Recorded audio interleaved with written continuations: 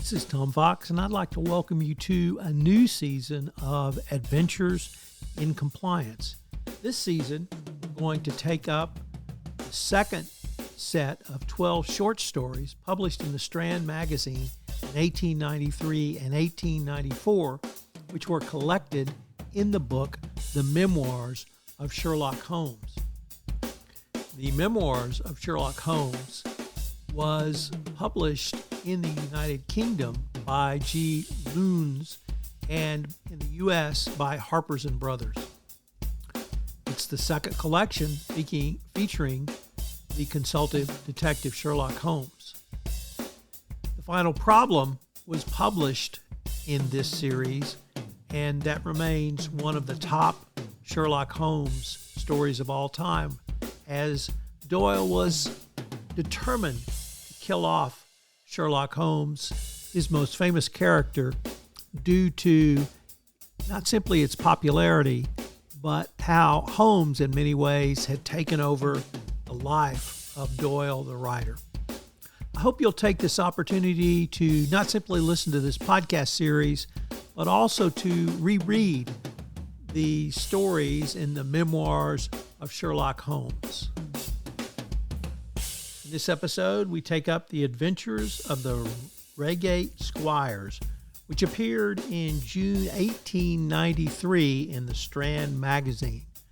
We're going to follow it with some ethical lessons, and I know you'll enjoy this episode of Adventures in Compliance.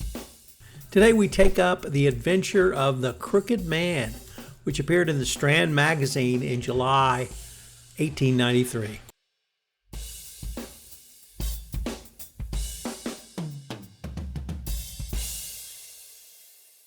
The Adventure of the Crooked Man is certainly one of my favorite stories, and it turns out that Conan Doyle was equally proud of this story as well. It's a murder mystery where Colonel James Barclay, a military man stationed in Aldershot, is dead, apparently at the hand of his wife, Nancy. Holmes, however, is somewhat less convinced than the other investigators, and much of the story is taken up with his explanation of how he blew holes through most of the evidence arranged against the hapless Nancy, including the fact that they were alone in the morning room embroiled in a ferocious argument at the time of the colonel's death. A third person was also in the room. Holmes believes somewhat mysteriously appears to have been accompanied by an oversized weasel. This supposition is borne out when Holmes interviews the couple's next-door neighbor, Miss Morrison. Out walking with the deceased on the day of his murder, the pair encounter a crooked man carrying a wooden box.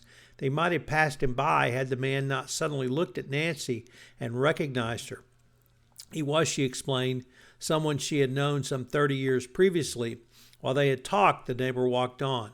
The neighbor did not overhear the words they said, but Nancy was furious when she caught up with Miss Morrison, and furthermore insisted Miss Morrison swear to remain silent on the entire matter.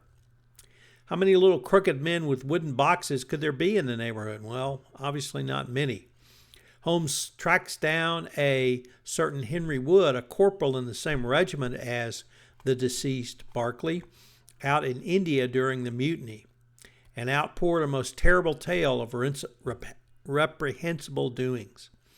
Both men, Henry Wood and Barclay, were courting Nancy at the time. Both believed they were in the running for her hand. But one day Wood volunteered to undertake a dangerous mission, and taking directions from Barclay, he ran straight into an ambush.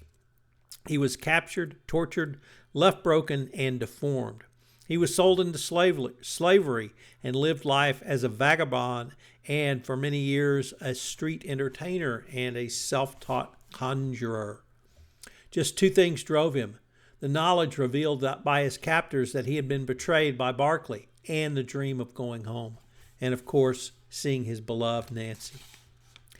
And he did, although it took him many, many years to return to England. He did so knowing his own death was near. His injuries were compounded by a sickness, hepatitis B, or perhaps even malaria. He ran into Nancy, followed her home, and flew at Barclay. For only Barclay, upon seeing this terrible ghost from the past, then had an epileptic fit and keeled over dead before even touched him. Wood testified to the coroner about what happened, and the coroner bore out Wood's story, exonerating both he and Nancy of the colonel's death. But that left just one riddle: the oversized ferret. It was, of course, Teddy, Wood explained. Who's Teddy? Well, he was a mongoose and Teddy's loyal companion. It was a fascinating story. It had some interesting biblical references, a lot about the mutiny in India, and a lot of fun. I really enjoyed this tale.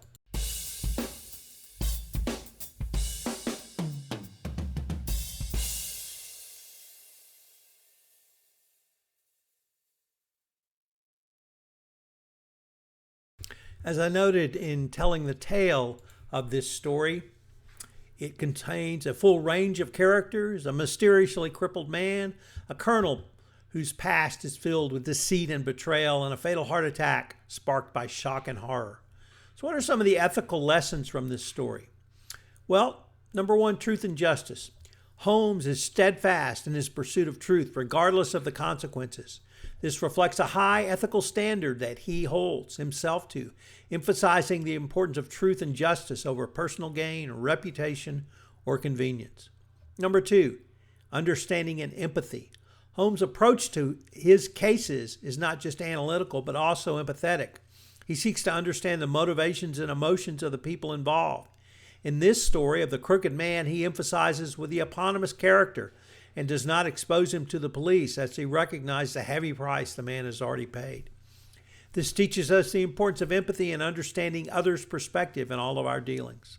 Number three, retribution and consequences. One might even say consequence management. The story emphasizes that actions have consequences. The main antagonist faces retribution, though not through direct legal means, but indirectly through his past actions. The narrative underscores the notion of karma and the ethical lesson that wrong actions can have unexpected and awful harmful repercussions. Number four, personal responsibility. Both the crooked man and the colonel demonstrate personal responsibility in different ways. The colonel, his guilt for his actions in the past is evident, and he is unable to escape the consequences. The crooked man, on the other hand, takes responsibility for his life and makes his own way despite his disability. This encourages the reader to take personal responsibility for their own actions and circumstances. And finally, a peaceful resolution.